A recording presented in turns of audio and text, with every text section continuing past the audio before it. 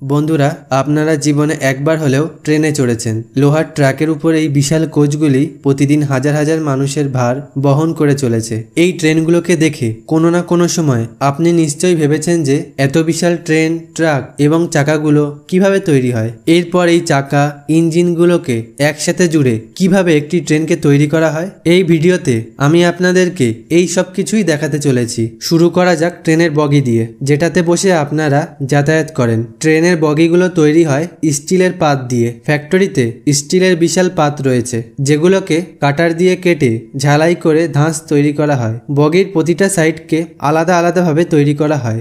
যখন প্রতিটা সাইড তৈরি হয়ে যায়, তখন ক্রেনের সাহায্যে সমস্ত সাইডকে স্ক্রু এবং ঝালাই করে জুড়ে দেওয়া হয়। ইঞ্জিনিয়াররা সমস্ত সাইডকে খুবই সাবধানে জোড়া লাগায়, যাতে দুর্ঘটনা ঘটার সম্ভাবনা কমে যায়। পাতগুলোকে জোড়া লাগিয়ে যে বগি তৈরি হয়, এবার সেগুলোকে রং করার জন্য পাঠানো হয়। এরপর বগির নিচের অংশ তৈরির কাজ শুরু করা হয়। এই নিচের অংশে শকার এবং ব্রেকের মতো কিছু জিনিস লাগানো হয়। এরপর এক্সেলের জায়গায় চাকা লাগানো হয়।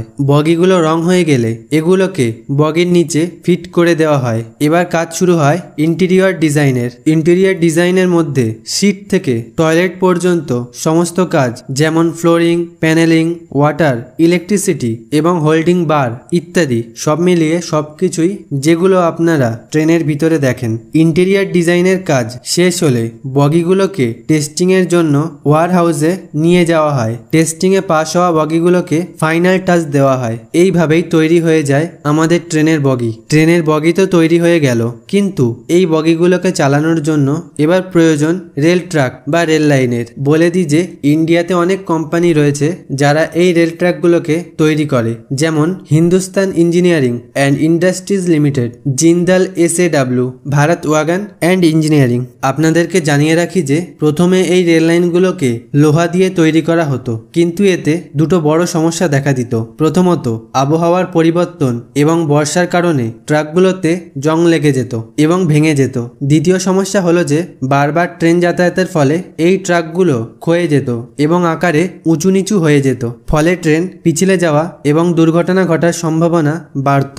সেই কারণে এখন ট্রাকগুলোকে স্টিলের অ্যালয় দিয়ে বানানো হয়, যেটা লোহা এবং কার্বন সিলিকন মিশ্রিত স্টিল, যাকে 880 গ্রেডও বলা হয়। রেল লাইনগুলোকে তৈরি করার জন্য আলাদা আলাদা ফ্যাক্টরিতে আলাদা আলাদা পদ্ধতি রয়েছে। কিছু কোম্পানি এমন রয়েছে যেগুলো অ্যালয়কে বাইরে দিয়ে কেনে, আবার কিছু কোম্পানি এমনও রয়েছে যেগুলো রিসাইকেল স্টিলের ব্যবহার করে। আমরা রিসাইকেল স্টিলের কথা বলবো বন্ধুরা। এখানে স্টিলের স্ক্র্যাপকে ইলেকট্রোম্যাগনেটিকের মাধ্যমে কন্টেনারে লোড করা হয়। এরপর কন্টেনারটিকে ক্রেনের মাধ্যমে বড় হিটারের মধ্যে রেখে 1600 ডিগ্রি সেলসিয়াস তাপমাত্রায় সেই স্ক্র্যাপগুলোকে গলানো হয়, যার ফলে সেই স্ক্র্যাপগুলো লোহার লাভায় পরিণত হয়। এরপর এই লাভাগুলোকে একটি চৌকো ধাঁচের মধ্যে ঢেলে দেওয়া হয়, যেটাকে ব্লুম বলে।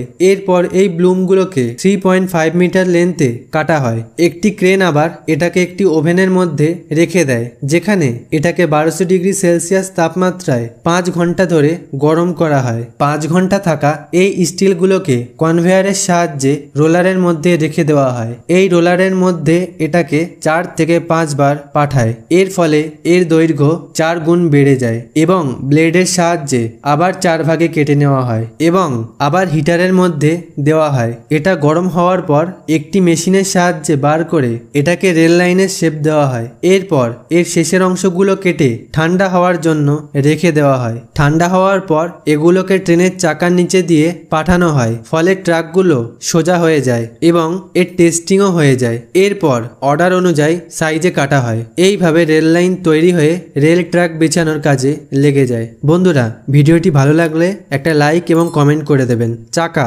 এতক্ষণে বন্ধুরা ট্রেনের কথা বলছিলাম, কিন্তু এখন কথা বলা যাক এর উপরে চলমান চাকার ব্যাপারে। এই চাকাগুলো কিভাবে তৈরি হয়। বন্ধুরা, আপনারা এটা শুনে অবাক হবেন যে আসলে চাকা তৈরি হয় স্টিলের রড দিয়ে। প্রথমে রডগুলোকে ব্লেডের সাহায্যে কেটে রোল বানানো হয়। এরপর রোলগুলোকে মেশিনের মাধ্যমে তুলে পাওয়ারফুল ইন্ডাকশনে রাখা হয়। ইন্ডাকশনে 20 মিনিট রাখার পর রোলগুলোকে কনভেয়ারের মাধ্যমে অন্য স্থানে নিয়ে যাওয়া হয়। যেখানে একটি মেশিন রোলগুলোকে তুলে ইন্ডাকশনে রাখে এবং শেপ দেওয়ার জন্য রোলগুলোকে আরও বেশি গরম করে। এই গরম রোলগুলোকে প্রেসিং মেশিনে রাখা হয়। এরপর মেশিনের দুটি অংশ এই রোলকে সঠিক জায়গায় সেট করে দেয় এবং প্রেসিং মেশিন প্রেস করে সেই রোলকে চাকার আকার দেয়। এরপর এটাকে ক্রেনের সাহায্যে রোলারের মধ্যে রেখে দেওয়া হয়, যেখানে এটাকে সম্পূর্ণ ট্রেনের চাকার শেপ দিয়ে ডিজাইনকে কমপ্লিট করা হয়। শেপ কমপ্লিট হওয়ার পর এটাকে আরেকটি প্রেসিং মেশিনের মধ্যে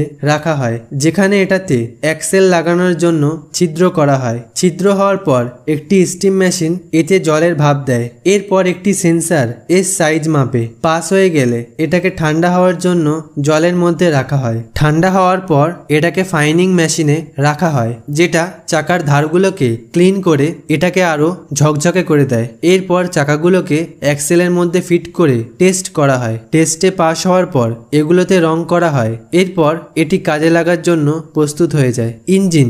এখন কথা বলা যাক ইঞ্জিনের সম্পর্কে। ট্রেনের মেন অংশ, ট্রেনের ইঞ্জিনকে লোকোমোটিভ বলা হয়। এটা অনেক পাওয়ারফুল হয় কারণ এটাকে ট্রেনের অনেকগুলো বগিকে একসাথে টানতে হয়। ইন্ডিয়াতে কয়েকটা কোম্পানি আছে যারা ইন্ডিয়ান রেলওয়ের জন্য ইঞ্জিন তৈরি করে, যার মধ্যে প্রথমটি হলো ভারত হেভি ইলেকট্রিক্যাল লিমিটেড মানে BHEL, যা ইন্ডিয়ার সর্ববৃহৎ পাবলিক সেক্টর ইঞ্জিনিয়ারিং এবং ম্যানুফ্যাকচারিং কোম্পানি। কোম্পানিটি ইন্ডিয়াকে কয়েক হাজার electric engine, DE locomotive, electrical multiple unit এবং ট্রাক রক্ষণাবেক্ষণ মেশিন দিয়েছে। এই BHEL কোম্পানিটি WAG-7 লোকোমোটিভের নির্মাণ করেছে।